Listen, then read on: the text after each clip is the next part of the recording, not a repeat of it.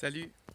Donc là j'ai de la gratitude pour ce paysage drômois en fait dont je me lasse pas, pour l'accueil de mes amis chez eux là pour ces quelques jours et pour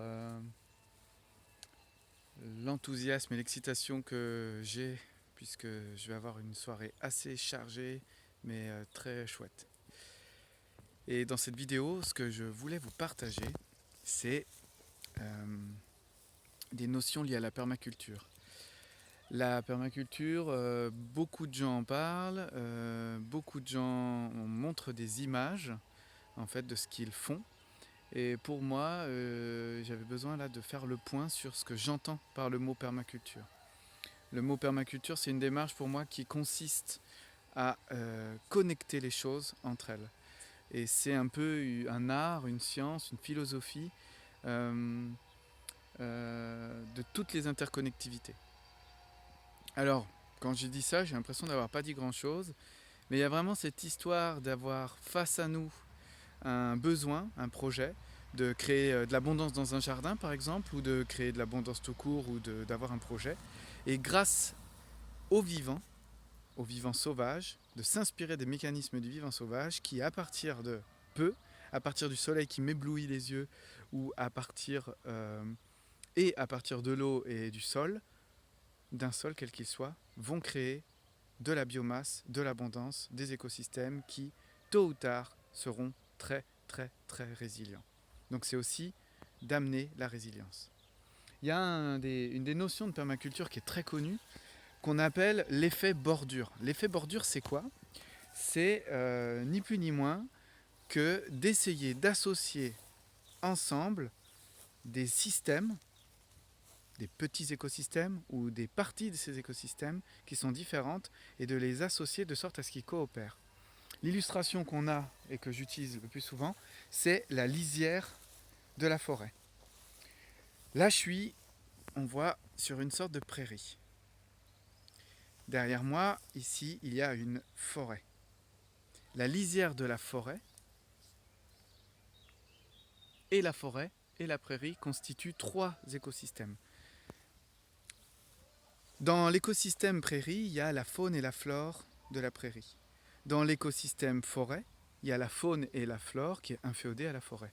Et dans l'écosystème lisière, on a la faune et la flore de la lisière, plus la faune et la flore de la prairie, plus la faune et la flore de la forêt.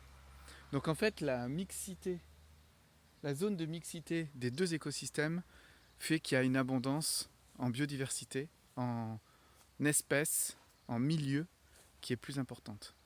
Donc l'idée dans la permaculture, c'est de créer des environnements où il y a cette mixité, donc de créer plein de micro-frontières collées les unes aux autres. Et c'est dans ces espaces en fait de frontières, de bordures, qu'il va y avoir de l'abondance.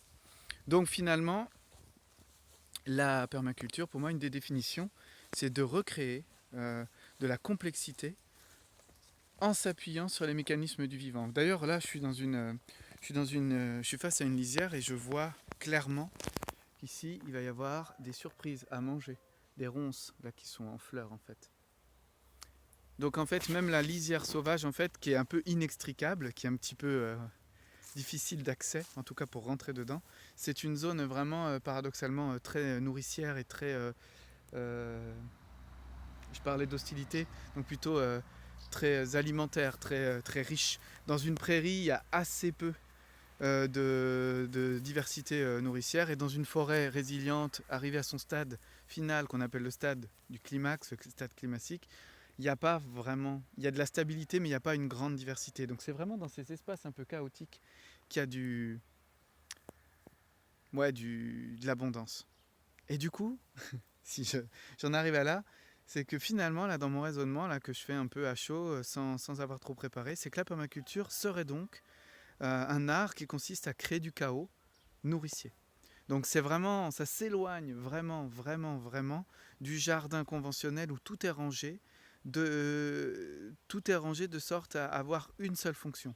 En permaculture, on dit qu'un élément du système, donc une plante du jardin ou un animal qu'on installe dans notre ferme, a plusieurs fonctions. Il n'est pas dédié qu'à une seule fonction. Un pied de tomate ne sert pas qu'à donner des tomates. Dans un jardin en permaculture, il sert de tuteur, il sert d'ombrage, il sert de source pour faire du purin de tomate, il sert pour toute autre chose que là que je ne vois pas, mais il a plein d'autres fonctions. Alors que dans un jardin conventionnel, et c'est ok en fait, je ne suis pas en train de dire que c'est moins bien, en général il a une fonction, c'est donner des tomates. Voilà. Je vous remercie de m'avoir écouté. Je vais me mettre un peu à contre-jour là pour être invisible. Et je vous dis à bientôt. Je vous laisse juste avec ce petit jeu de mots que j'ai entendu une fois de la part d'un permaculteur, d'un de mes mentors permaculteurs. La permaculture, elle consiste à s'affranchir de tout ce qu'on a appris depuis 2000 ans. Depuis même plus que 2000 ans, depuis l'avènement de l'agriculture. Et c'est dans le mot, écoutez bien, je perds ma culture pour me reconnecter au sauvage. Parce que c'est d'ici, dans ce sauvage, que sont toutes les clés. Et même si on ne les comprend pas, ça me réjouit et c'est excitant pour moi de me dire que tout est là sous notre nez. Voilà, je vous laisse avec ça. Bonne réflexion à vous.